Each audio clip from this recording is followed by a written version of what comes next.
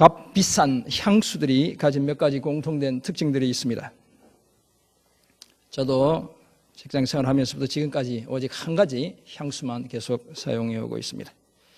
일단 이 비싼 향수들이 대체로 비싸잖아요.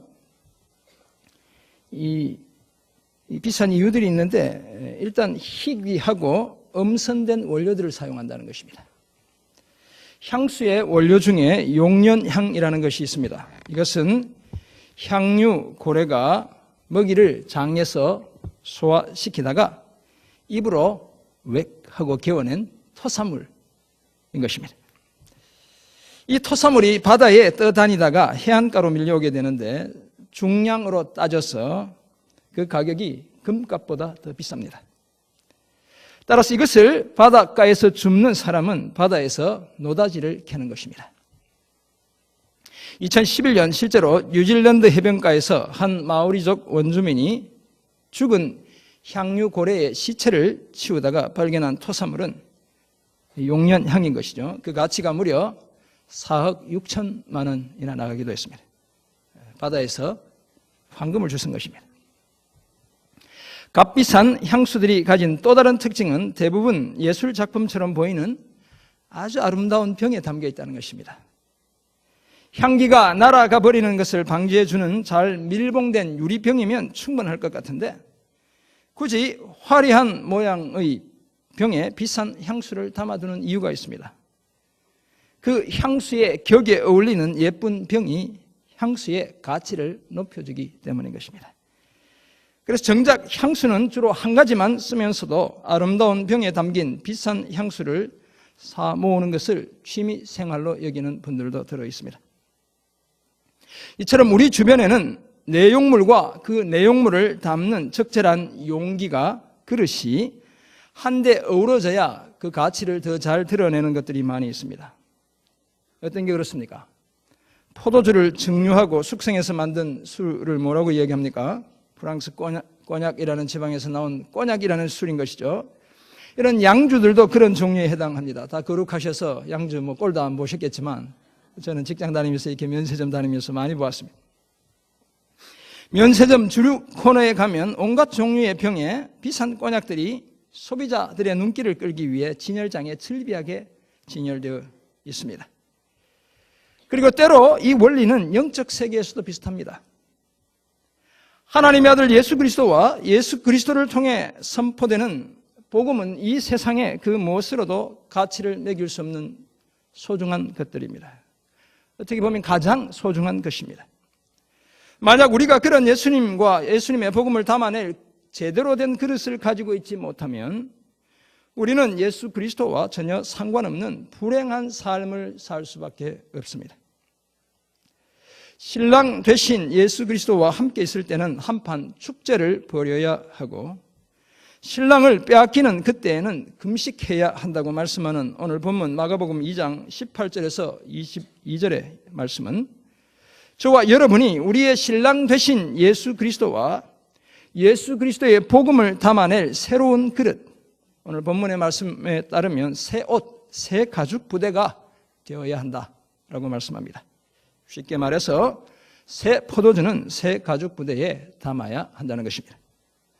이상 같은 오늘 본문 마가복음 2장 18절에서 22절을 통해 우리는 다음과 같은 몇 가지 사실을 발견합니다. 먼저 신랑 되신 예수님과 함께 있을 때에는 한판 흥겨운 축제를 벌여야 합니다. 잔치판을 벌여야 한다는 것입니다. 둘째, 신랑 되신 예수님을 빼앗기는 그날에는 금식을 해야 합니다. 슬픈 금식을 해야 한다는 것입니다. 그리고 끝으로 신랑 되신 예수님과 예수님의 복음을 담아낼 새 옷, 새 가죽 부대를 준비해야 한다는 것입니다. 저와 여러분이 바로 그런 존재가 되어야 한다는 것입니다. 오늘 본문을 보면 이번에는 주변 사람들이 예수님께 또 다른 문제를 제기했습니다. 이제 바리새인들, 서기관들이 아니고 주변에 있던 사람들이 예수님께 문제를 제기하고 있는 것입니다. 마태복음 9장 14절에 따르면 이 질문을 제기한 사람들이 세례 요한의 제자들이었다, 이렇게 마태는 기록하고 있습니다. 질문의 내용은 왜 세례 요한의 제자들과 바리새인들은 금식하는 그날에 예수님의 제자들은 금식하지 않는단 말인가라는 것이었습니다. 그런데 이런 질문을 던진 시대적 배경이 있습니다. 예수님 당시에 바리새인들은 경건한 삶의 한 특징으로서 금식을 아주 강조했습니다. 그래서 그들은 일주일 중에 이틀, 월요일과 목요일에 이틀씩이나 금식했습니다. 대단한 것이죠, 사실. 이틀씩이나 종일 금식한 것입니다. 그리고 일반 유대인들은 7월 10일, 유대력으로 7월 10일 대속죄일인데 그날과 예루살렘이 바벨론에 함락된 날에도 금식을 했습니다. 그들은 금식을 진지하게 드리는 예배의 한 형태로 간주했습니다.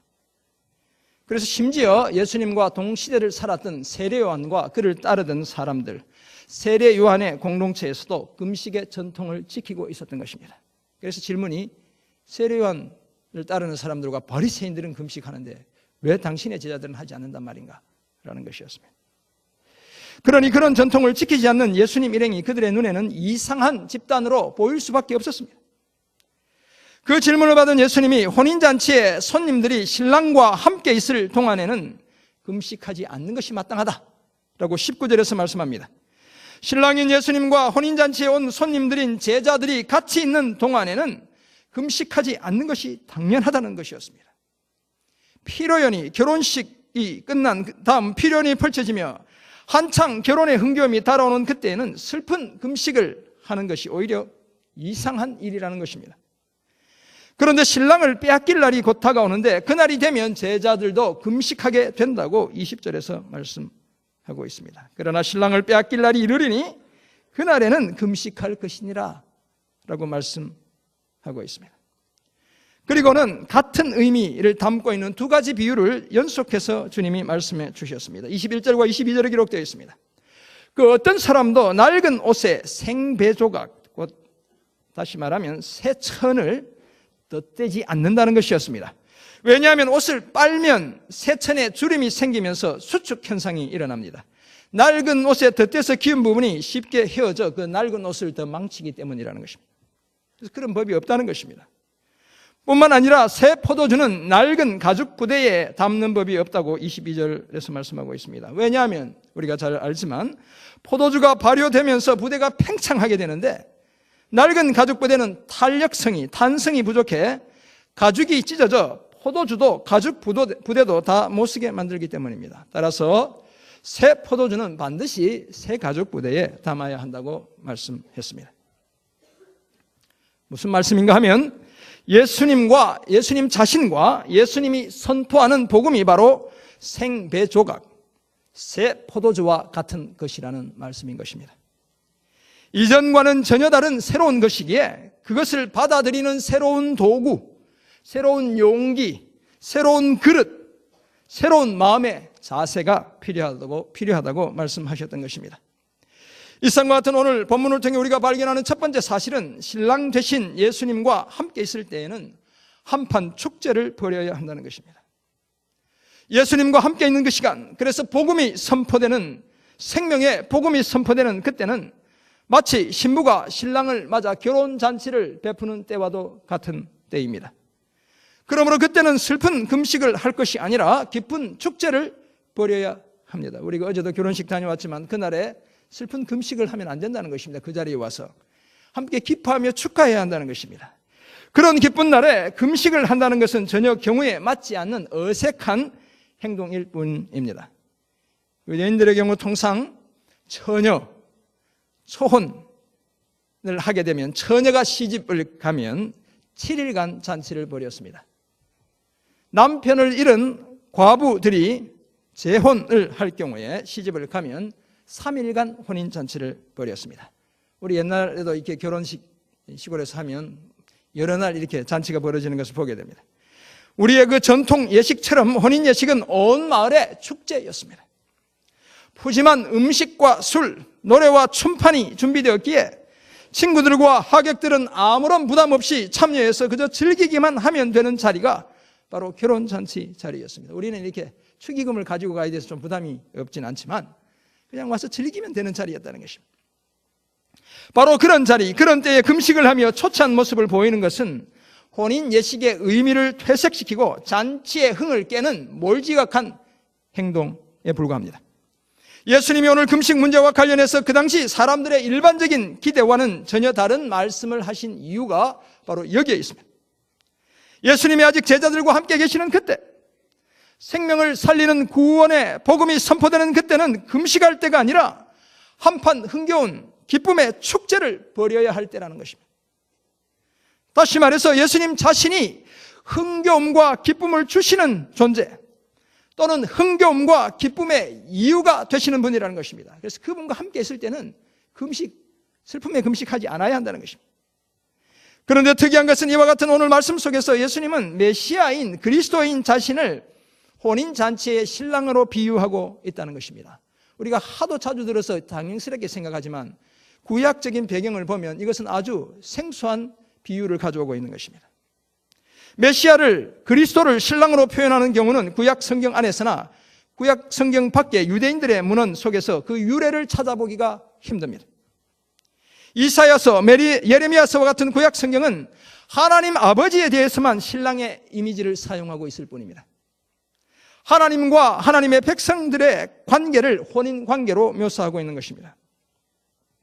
그러므로 자신이 메시아이신 자신이 그리스도이신 자신이 신랑이라는 이 표현은 예수님 자신이 메시아 그리스도일 뿐만 아니라 하나님의 아들, 다시 말해서 신적인 존재라는 의미를 내포하고 있는 것입니다. 따라서 신랑 되신 예수님이 함께 있는 그때에는 슬픈 금식을 해야 하는 것이 아니라 하나님과 함께 있기 때문에 당연히 즐거운 한판의 축제를 벌여야 하는 때라는 것입니다. 사랑하는 성도 여러분, 그렇다면 오늘 이 예배 자리는 우리가 한판 흥겨운 축제를 벌여야 하는 자리입니다. 왜냐하면 우리 모두의 신랑 되시는 예수님이 성령을 통해 저와 여러분과 함께 계시기 때문입니다. 그 예수님이 저와 여러분과 함께 계시기에 오늘 이 예배 자리는 기쁨의 축제를 벌이는 자리가 되어야 하는 것입니다. 사랑하는 성도 여러분, 앞에서도 말씀드렸지만 혹시 마음에 무거운 짐을 지고 이 예배에 참여하고 계신 분들이 있습니까? 자신과 가족들, 그 장래에 대한 염려에 짓눌린 채 이 예배 자리에 앉아 계신 분들이 있습니까? 그렇다면 이제 여러분의 모든 염려와 근심을 영원한 신랑 되시는 예수님께 맡기고 예수님과 함께 한판 기쁨의 축제를 벌여야 합니다. 왜냐하면 우리의 참 신랑 되신 예수님은 수고하고 무거운 짐진 자들아 다 내게로 오라, 내가 너희를 쉬게 하리라 라고 약속해 주셨기 때문입니다. 여러분 힘들고 외롭고 지칠 때 마태복음 11장 28절에 나와 있는 이 말씀을 기억하십시오. 수고하고 무거운 짐진 자들아 다 내게로 오라, 내가 너희를 쉬게 하리라 라고 이미 약속해 주셨기 때문입니다. 뿐만 아니라 요한복음 14장 1절을 보면 너희는 마음에 근심하지 말라, 하나님을 믿으니 또 나를 믿으라고 우리를 위로해 주셨기 때문인 것입니다. 오늘 본문을 통해 우리가 발견하는 두 번째 사실은 신랑 되신 예수님을 빼앗기는 그때는 슬픈 금식을 해야 한다는 것입니다. 유대교의 전통에 따르면 유대인들은 1년에 한 번씩 대속죄일 욤 키푸르라고 이렇게 히브리어로 이야기합니다. 욤은 날이고 키푸르는 죄를 속하다 이런 의미가 있는 것이죠. 욤 키푸르, 유대력 7월 10일 음력을 쓰는 유대인들의 7월 10일에 대속죄일에 그들은 24시간 24시간 동안 금식을 했습니다. 또한 예루살렘 성전이 바벨론의 왕 느부갓네살에 의해 함락당하던 날, 유대력으로 5월 달인데 그날에도 금식을 했습니다. 종일 금식을 하는 날들이죠. 그리고 전쟁, 역병, 가뭄, 기근의 때에도 자발적 금식을 했습니다. 예수님 시대의 바리새인들은 앞에서 말씀드렸지만 월요일과 목요일에 이틀씩 금식했습니다. 그리고 이때 금식은 요즘 이슬람권에 있는 사람들이 라마단 기간에 금식하는 것처럼 해 뜰 때부터 해 질 때까지 낮 시간만 하는 금식이었습니다. 예수님 시대의 이런 금식은 종교적인 헌신의 표시로 간주되었습니다.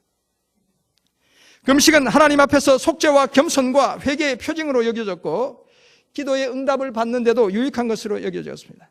그래서 예수님도 기도와 금식 외에는 이런 유가 나갈 수 없다라고 말씀하시기도 하셨던 것입니다. 더구나 랍비들은 금식을 경건과 자기 희생적 행동의 특징으로 간주하면서 금식을 영혼의 고통이다 라고까지 말하기도 했습니다. 그러니 예수님의 제자들이 그런 금식을 하지 않는 것이 사람들의 눈에 이상하게 보일 수밖에 없었습니다. 경건하다고 생각하는 많은 사람들이 다 금식하고 있는데 예수님을 따르는 사람들만 하지 않는 것이었습니다. 정말 예수님과 제자들이 경건한 삶을 추구하는 사람들이라면 당연히 금식해야 한다라는 기대를 갖고 있었습니다. 예수 믿는 사람들은 달라야 돼라고 생각하는 이 사회적 일반적인 기대와 마찬가지다라고 생각할 수 있습니다. 그런데 예수님과 제자들이 하는 것이 금식은커녕 어떤 일입니까? 툭하면 세리나 죄인의 집에 들어가 날도 가리지 않고 함께 식사판을 마음껏 음식을 먹고 즐기니 그들의 눈에는 꼴불견일 수밖에 없었습니다. 그래서 사람들이 예수님께 와서 요한의 제자들, 세례 요한의 제자들과 바리새인들은 금식하는데 어찌하여 당신의 제자들은 금식하지 않는단 말입니까? 라고 물었던 것입니다. 이 질문을 받은 예수님이 자신들의 제자들도 20절 보면 신랑을 빼앗기는 날이 오면 금식을 하게 될 것이다 라고 말씀했습니다. 진짜 금식을 해야 할 날이 있는데, 그들이 금식할 날이 있는데, 그날이 바로 지금 함께 혼인잔치를 벌이고 있는 신랑 대신 예수님 자신을 빼앗기는 바로 그날이라고 말씀하고 있는 것입니다. 사실 여러분, 혼인잔치가 끝나고 나면 하객들은 다 집으로 돌아갑니다. 친지들도 다 돌아가고. 그리고 어떻게 됩니까? 신랑과 신부는 한 몸이 되어 단란한 가정을 꾸려가게 되는 것입니다. 그런데 그런 기대와는 전혀 반대로 오늘 본문은 예수님은 신랑을 빼앗길 날이 곧 찾아온다고 말씀하셨습니다. 고난당하는 종으로 오신 예수님이 산자의 땅에서 끊어지는 그런 날이 찾아오는데 바로 그날에 제자들이 금식하게 될 것이다 라고 말씀했습니다. 혼인잔치의 주인공 신랑이 십자가에 못 박히는 그날이 다가오고 그날에는 제자들도 슬픔의 금식을 하게 될 것이라고 말씀하셨습니다. 그렇다면 오늘 우리 성도님들이, 저와 여러분이 슬픈 금식을 해야 할 이유가 있다면 그 이유도 바로 예수님 때문이라는 것입니다. 물론 예수님이 십자가에 못 박히신 다음 제자들이 실제로 예수님의 죽음을 슬퍼하며 금식을 하지 않았습니다. 성경이 전혀 그 사실을 말씀하고 있지 않아요. 어땠습니까? 제자 요한을 제외하고는 모두 제 살 길을 찾아 도망치고 말았습니다. 금식은커녕 갈릴리로 다 도망치고 말았습니다. 그러나 그들이 예수님이 부활하시고 승천하신 다음에는 예수님의 말씀처럼 무수한 금식을 했다는 사실을 교회의 역사가 전하고 있습니다. 초대 교회의 전통을 기록하고 있는 책들 중에 디다케라는 책이 있습니다. 가르침이라는 의미를 가지고 있습니다. 이 책에 따르면 초대 교회는 바리새인들과는 달리 매주 수요일과 금요일에 규칙적으로 금식을 했다고 적고 있습니다. 물론 그 이후에도 교회와 성도들은 위기와 결단의 때 금식하는 것을 주저하지 않았습니다. 사실 신랑 대신 예수님의 제자로 살아가는 삶은 그때나 지금이나 결코 쉬운 삶이 아닙니다. 예수를 믿기 때문에 당하는 위기의 순간에 우리는 하나님은 숨어 계시는 것 같고 침묵하시는 것 같은 답답함을 느끼기도 합니다. 소명의 길을 달려가지만 예수님이 십자가에서 경험하셨던 것처럼 하나님과의 관계가 끊어지는 것 같은 단절감과 소외감 속에 빠져들기도 합니다. 사도 바울처럼 내가 가진 신앙, 내가 가진 믿음 때문에 밖으로는 다툼이요, 안으로는 두려움이 가득한 그런 상태로 내몰리기도 하는 것입니다. 또한 점점 더 물질의 노예로 전락되어가는 나의 균형 잃어버린 모습 때문에 가슴을 쳐야 하는 그런 안타까운 순간도 지나가야 합니다. 아무리 기도해도 도무지 하나님 품으로 돌아오지 않는 사랑하는 영혼들 때문에 애간장이 타들어가는 그런 아픔도 견뎌내야 합니다. 십자가의 복음이 나와는 전혀 상관없는 공허한 바람 소리처럼 들리는 그런 허전함, 그 허전함의 순간도 참아내야 합니다. 사랑하는 성도 여러분, 마치 신랑을 빼앗긴 것 같은 바로 그런 날에, 우리의 전부이신 예수님을 빼앗기는 것과 같은 바로 그날에 우리가 해야 할 일이 있다면 바로 금식하는 것입니다. 우리의 영원한 신랑 되신 예수님을 빼앗긴 채 살아가는 나 자신과 우리가 사랑하는 사람들을 위해 금식해야 하는 것입니다. 뿐만 아니라 우리의 회개와 깨어있음과 영적 민감함을 위해, 그리고 새 힘을 공급받기 위해 우리는 때로 금식해야 하는 것입니다. 이런 우리의 금식 속에서 신랑 되신 예수 그리스도의 소중함을 가슴 깊이 되새기고 여전히 믿음의 길을 달려갈 새 힘을, 새 용기를 회복해야 하는 것입니다. 이런 저와 여러분 모두가 되시길 간절히 소원합니다. 오늘 본문을 통해 우리가 발견하는 마지막 사실 한 가지는 신랑 되신 예수님과 예수 그리스도의 그 복음을 담아낼 새 옷, 새 가죽 부대를 준비해야 한다는 것입니다. 우리가 바로 그 새 옷, 새 가죽 부대가 되어야 한다는 것입니다. 신랑과 함께하는 그때에는 한판 축제를 벌이고 신랑을 빼앗기는 그때는 금식해야 한다고 말씀하던 예수님이 갑자기 저들에게 두 가지 비유를 말씀하고 계십니다. 아주 짧은 내용인데 다른 비유, 같은 의미를 가진 두 가지 비유를 말씀하고 있습니다. 첫 번째 비유는 21절에 기록되어 있습니다. 생배 조각 곧 새천을 헌옷에 덧대면 헌옷이 헤어지기 때문에 그러지 않아야 한다는 것입니다. 두 번째 비유는 22절에 기록되어 있습니다. 새 포도주를 헌 가죽 부대에 담으면 부대도 찢어지고 포도주도 못 먹게 되니 새 포도주는 새 가죽 부대에 담아야 한다는 것입니다. 이 두 비유는 사실 신랑 되신 예수님, 우리의 축제와 금식의 이유가 되신 예수님이 어떤 존재인지, 그 예수님을 통해 선포되는 복음이 어떤 것인지를 보여주는 비유입니다. 물론 예수님이나 예수 그리스도의 복음이 문자적으로 생배조각 또는 새 포도주라는 그런 말씀이 아닙니다. 그런 말씀이 아니라 도무지 옛 방식으로는 다 표현할 수 없고 다 담아낼 수 없는 분이 바로 예수님이며 예수 그리스도의 복음이라는 것입니다. 뿐만 아니라 예수님이나 복음이 기존에 있던 것에 무엇이 추가된 하나의 부록 또는 첨가물이 아니라 완전히 새로운 존재, 완전히 새 것이라고 말씀하고 있는 것입니다. 기존의 그 어떤 시스템에 또 녹아들 수 없고 그것이 유대주의든 율법이든 회당이든 그 어떤 구조로도 다 담아낼 수 없는 완전히 새로운 존재라는 것입니다. 소위 하나님의 은혜의 스캔들이라는 관점에서만 이해할 수 있는, 하나님의 특별한 은혜라는 관점에서만 이해할 수 있는 새롭고 파격적인 존재가 바로 예수 그리스도이며 예수 그리스도의 복음이라고 말씀하고 있는 것입니다.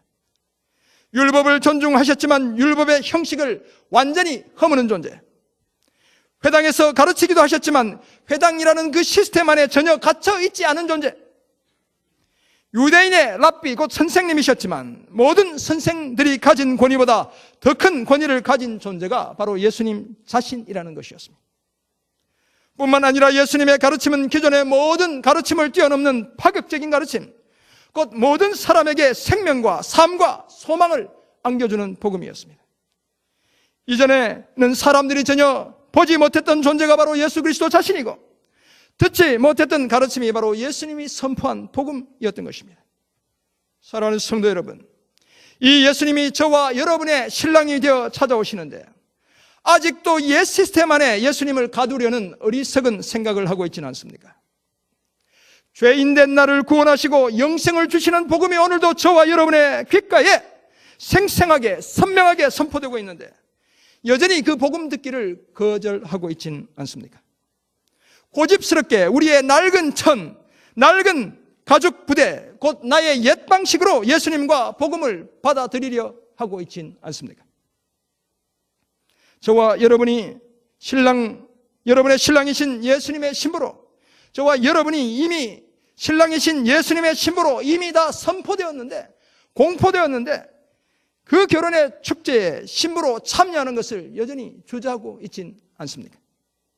그렇다면 이제는 그런 나의 껍질을 깨고 인간이 되신 하나님의 아들 예수 그리스도를 나의 구주, 나의 하나님으로 받아들이는 새로운 옷, 새로운 가죽부대, 새 마음을 준비해야 합니다. 그래야 우리는 신랑 되신 예수님이 함께 계시다는 사실 때문에 더불어 축제를 벌일 수 있고 그 예수님이 내 죄 때문에 십자가에서 돌아가셨다는 사실 때문에 애통에 금식을 하는 제자의 삶을 살아갈 수 있습니다. 그래서 나를 가두려던 죄와 사망의 옛 삶의 방식에서 벗어나 생명과 성령의 새로운 삶의 길을 시작할 수 있습니다. 이런 복된 삶을 살아가는 저와 여러분 모두가 되시길 간절히 소원합니다. 그렇다면 이런 진리를 깨달은 우리가 살아내야 할 삶의 모습은 과연 어떤 것이겠습니까? 오늘은 세 가지도 아니고 두 가지도 아니고 한 가지만 말씀드리려고 합니다.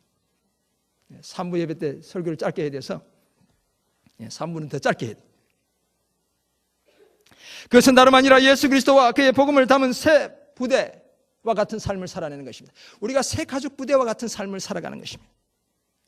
사랑하는 성도 여러분, 저와 여러분은 이미 새 포도주와 같은 예수 그리스도와 그리스도의 복음을 가슴에 담고 살아가는 존재입니다. 우리는 정말 위대한 존재가 된 것입니다. 새로운 존재가 된 것입니다. 우리는 이미 유혹의 욕심을 따라 썩어져가는 구습을 쫓는 옛사람을 벗어버린 존재입니다.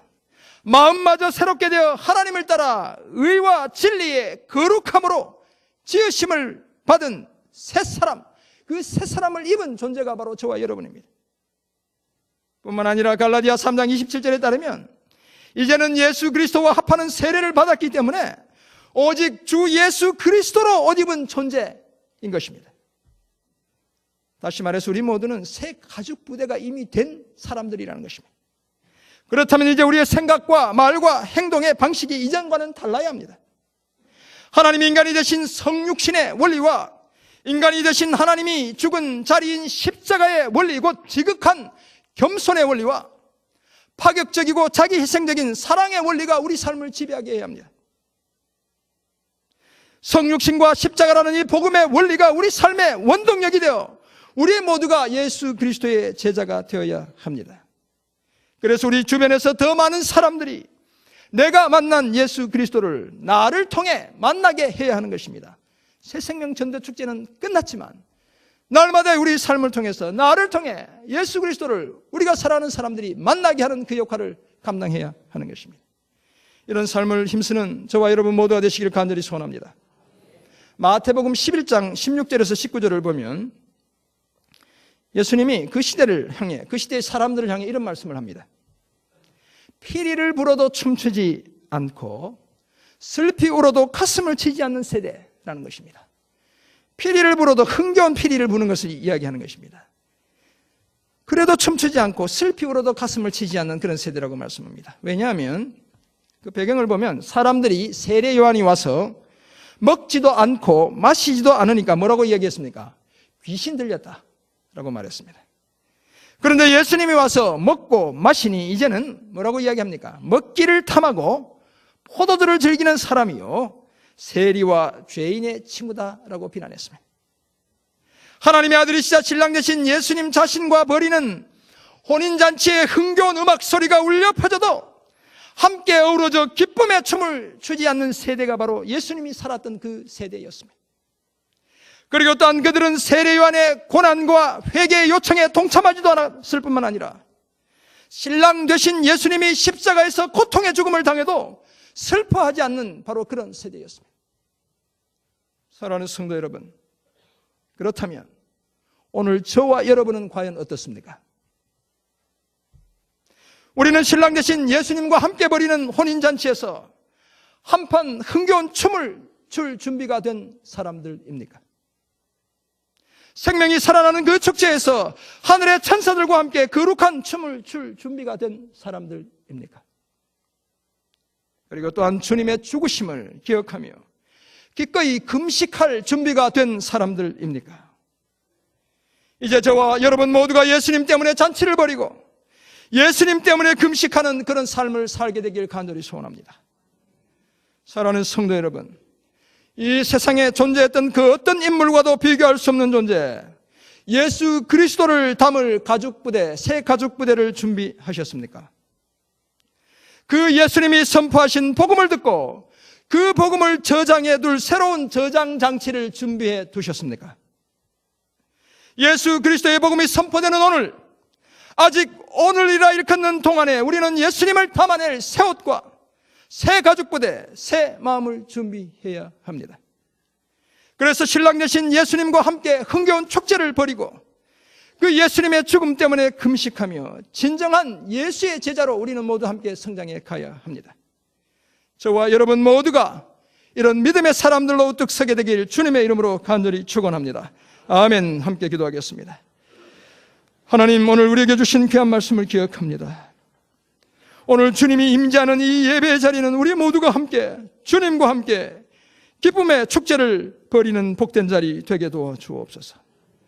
주님의 죽으심을 기억하며 그 십자가 희생을 기억할 때마다 우리는 기꺼이 금식하며 그 희생의 의미를 되새기는 제자의 삶을 감당하는 저희 모두 되게 도와주옵소서. 이 예수 그리스도, 예수님이 선포하신 그 복음을 담아낼 새 옷, 새 가죽부대 되게 도와주옵소서. 우리 모두가 그런 새 사람 되게 도와주옵소서.